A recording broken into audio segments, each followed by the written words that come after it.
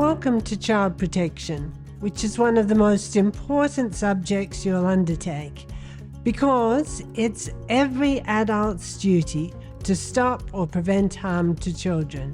When children cannot live safely at home, child protection systems prioritize children's physical, mental, and psychosocial needs to safeguard their lives and futures.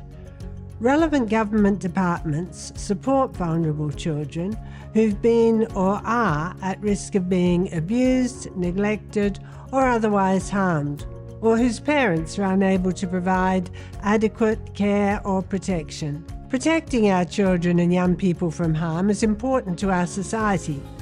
Children and young people have a right to be safe in their own homes and in the community and live without violence and abuse. In Australia, each state has laws to keep children safe and to make sure that their needs are met.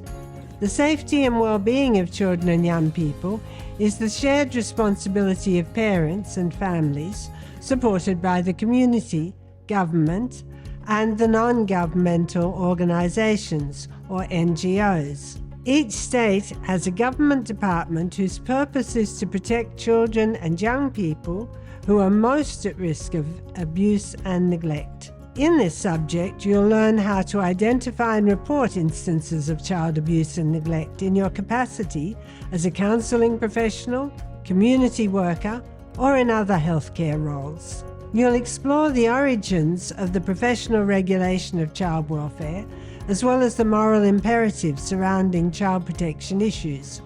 You'll find out which children are most at risk and why they are so vulnerable. Children adapt to survive.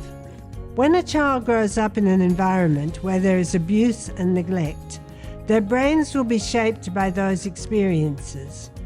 These brain changes are part of the survival mechanism and may make a child more vulnerable to developing mental health problems in the future. It's imperative that we know how to prevent child abuse and neglect and know how to respond when we are faced with these situations. You will learn when scolding of a naughty child becomes emotional abuse and when teasing becomes bullying. There are contextual factors which you will explore through case studies and through a literature review concerning risks to children in the online environment. Finally, you'll address challenges of the care and protection of children, as well as the professional challenges in developing a best practice approach. This subject will show the importance of child protection to building a healthy and just society.